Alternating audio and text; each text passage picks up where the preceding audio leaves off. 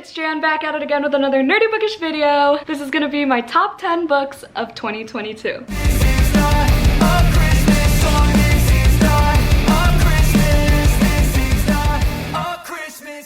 I'm so excited for this video. I am finally locking it in, my top 10. It's there. These are not all released in 2022, just to make that clear. These are just books I personally read this year. I usually don't do runner-ups, but I guess I'll start this year. I have 3 runner-ups, honorable mentions, whatever you want to call it. Oh, and I do have all of these physically, which is beautiful. Of course, because they're like my top 10, so either I read them from the library and then I bought them, or I just knew I was gonna love them and I already had them. Point is, I have all of them, and this one actually I just got as a gift from my boyfriend Joey for Christmas. What Moves the Dead by T. Kingfisher. Love this one, 5 stars. I'll link the vlog where I read this down below. Ninth House by Leigh Bardugo. I finally read this year. So happy that I finally got to it, especially because Hellbeck comes out next month. And again, I'll link the vlog down below. I'm not gonna go in depth on these honorable mentions. And then lastly, I have We Were Dreamers by Simu Liu, the guy who plays Shang-Chi. I saw him first from Kim's Convenience though. It's a show on Hulu. I also visited the Kim's Convenience store in Toronto when I went in 2019. He's a great actor. He's also a great human being in general. I love the audiobook for this. It's a memoir. It was so relatable in so many ways. I recommend the audiobook for sure. He obviously narrates it. He went through a lot as a kid with like the stereotypical Asian expectations, growing up in an Asian household with all those high academic expectations from your parents and things like that, which I personally have been through. So am I in focus? No, I'm not. Okay, I think this is good, right? What the fuck?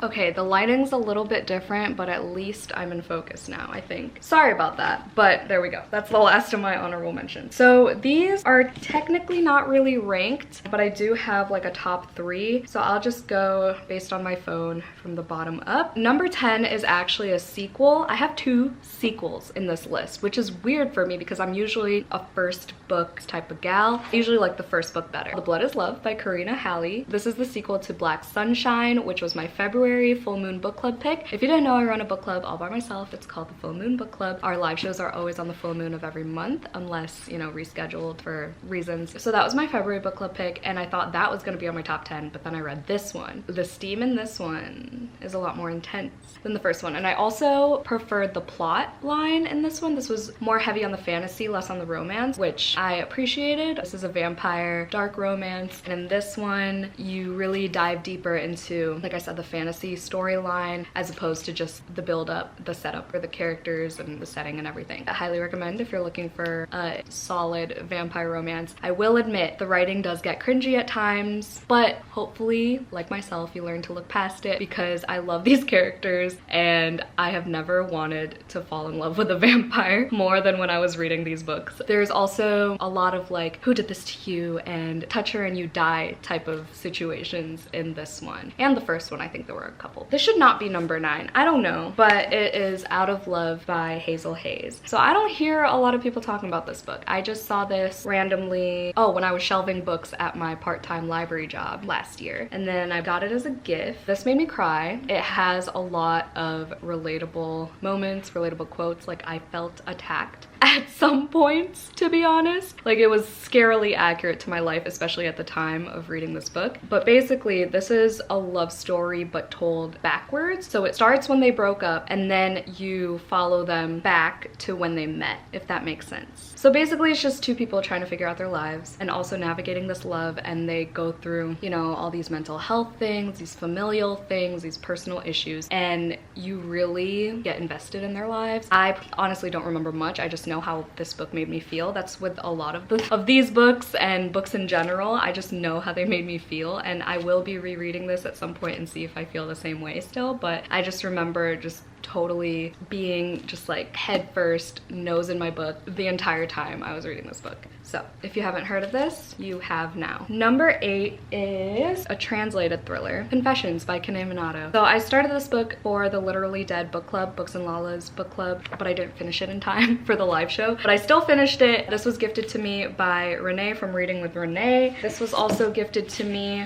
by a subscriber named Kathryn, so thank you so much, because I read this from the library as an audio audiobook. Sorry, okay. Renee got me this book. She said she loved it. It took me a while to get into because one, the chapters are crazy long, okay? Which y'all know is not my thing. After like the first couple chapters, when you're introduced to this teacher and this class that she teaches, she's basically telling the story of her getting revenge on the people who killed her daughter. It's kind of another one of those where it's like working backwards type of thing. So you get the same storyline from different perspectives. And I know that's a turnoff for some people, but trust me, this is so well done, well written, well executed from start to finish. And by the end, when you start piecing things together, it's literally mind-blowing. The very end, it almost ends a little bit too abruptly, but like in the best way. And it's such a short book, but it packs a punch and it's great. And there's so many twists, shocking moments, but it's also like quick. So if you read too fast, you'll miss certain things. Those are things to keep in mind with this one, but I absolutely love this one. I think about this book almost daily. The next one on this list is the other sequel that I was talking about earlier. I just finished this for my Patreon only December 24-hour readathon where I read 5 books in 24 hours. Thank you very much. But yeah, that vlog is Patreon only, so if you didn't know, I do have a Patreon now. It's called The Lair. I launched it in September. All the links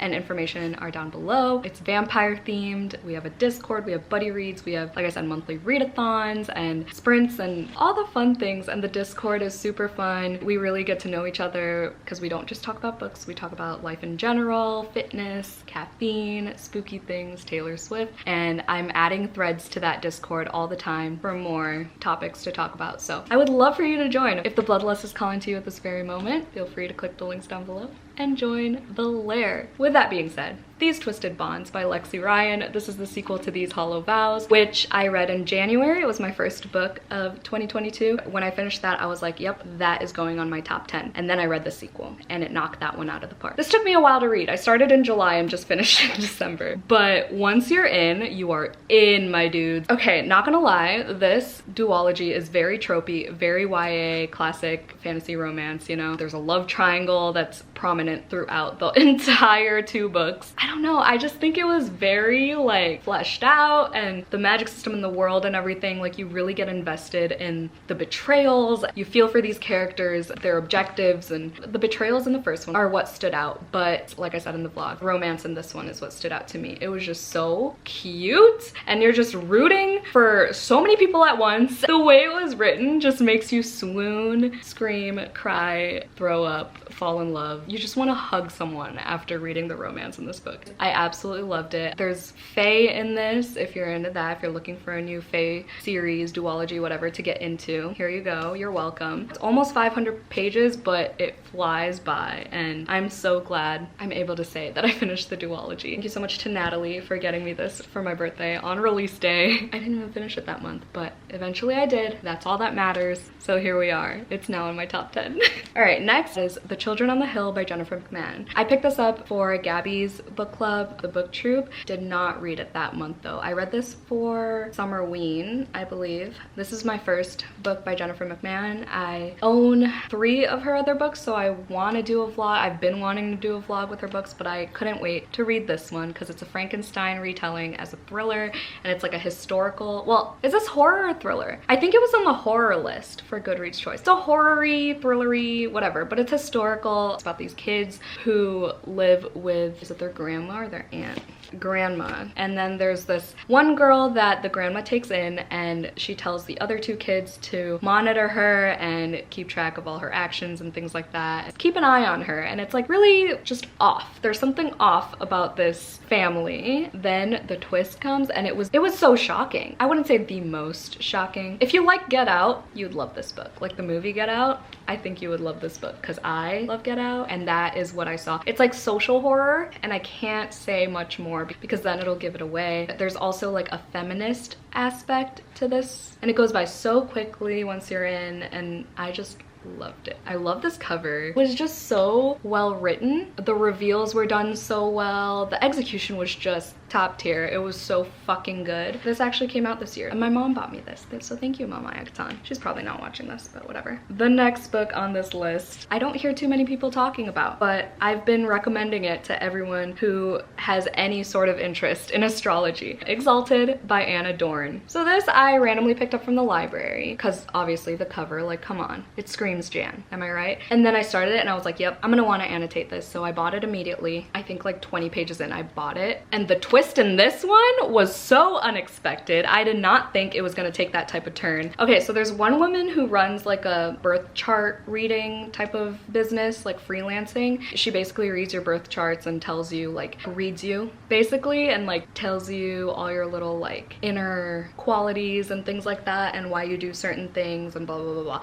And there's other woman, you get both their perspectives. There's this other woman who's a self-hating lesbian and they're both just such funny characters. And then you find out how they connect at the end. She finds this one birth chart that's exalted, which means like everything's aligned, everything's where they're supposed to be, the planet, like the time and day that this guy was born was just all like perfect, essentially. That's the gist of it. And so she makes it a mission to hunt this guy down because she was like, I want to fall in love with this dude because clearly he was born perfect. That's not what it is, but basically, okay? And then, so she ends up finding this dude, coincidentally, how convenient, right? He lives in the same state as her and everything. And then, you know, they do the damn thing. They go out, they hook up, blah, blah, blah, blah, blah. And then there's a twist. And I loved it. It's so funny. A lot of these tabs are like laugh out loud funny. I don't know. I appreciated this book so much because it was just a fun time. The twist is so fucked up, but it was a fun time getting there. Okay, that's all I'm gonna say. Number 4, we have a book I just finished. I started it last year, finally finished it. All Roads Lead Here by Mariana Zapata. This is a big girl, okay? She's over 500 pages. A romance, a slow burn romance. The slowest burn romance I've ever read, that I might ever read. But maybe not, because I'm definitely gonna be reading more of Mariana Zapata. But literally 320 pages in, they just held hands. Held hands, okay?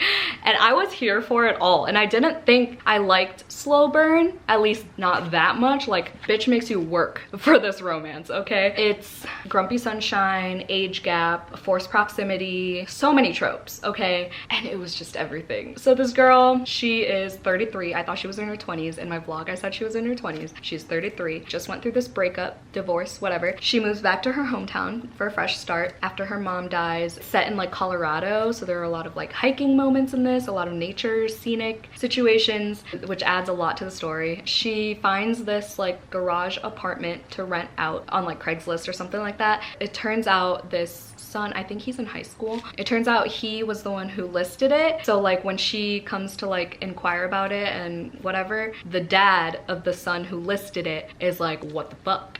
But then he let her stay there. She like grew on him. He's like 42, I believe, and she's 33. So there's that age gap. And then obviously things ensue between them. And it's so good. It's just so good. Like the littlest things made me swoon and squeal over Mr. Tobias Rhodes, okay? There was so much going on. Felt like I went through it with these people. Like there were so many sweet moments, sad moments, happy ass moments. The steam was all right too. Like this was a perfect fucking book. 5 motherfucking stars. Like I dog-eared so much, and I'm usually not a dog-earer, y'all know this. My bookmark collection is through the roof solely because I don't dog-ear. Is it over there? Yeah, that's my bookmark collection. Let me know if you want to see an updated bookmark collection video, by the way. But yeah, I just absolutely love this. I would not shut the fuck up about this. I was reading it for way too long, but now I have From Lukov with Love by Mariana Zapata, so I'll be reading that. If y'all want me to read any more Mariana Zapatas, please comment down below. Let me know if you think I'd like any more of her books. This was so fucking good. One of my favorite romances ever, hands down. Top 3, here we go. Another romance. Open Water by Caleb Azuma Nelson. So this is a short little book. It's told in second person. That's what makes it unique. It's not like a cutesy, fluffy, lighthearted romance, okay? It reads like literary fiction. It's a very serious undertone. There's some like dry humor in there. I'm definitely gonna be rereading this. The writing is very poetic, and if you don't go into it knowing that, you would think it's just like redundant. I think it's beautifully done. Something about second person really just hits every time.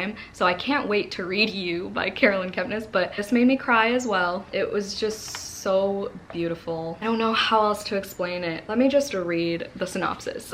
In a crowded London pub, two young people meet. Both are Black British, both won scholarships to private schools where they struggled to belong, both are now artists. He a photographer, she a dancer, and both are trying to make their mark in a world that by turn celebrates and rejects them. Tentatively, tenderly, they fall in love, but two people who seem destined to be together can still be torn apart by fear and violence. And over the course of a year, they find their relationship tested by forces beyond their control. Narrated with deep intimacy, Open Water is at once an achingly beautiful love story and a potent insight into race and masculinity that asks what it means to be a person in a world that sees you only as a Black body, to be vulnerable when you are only respected for strength, to find safety in love only to lose it.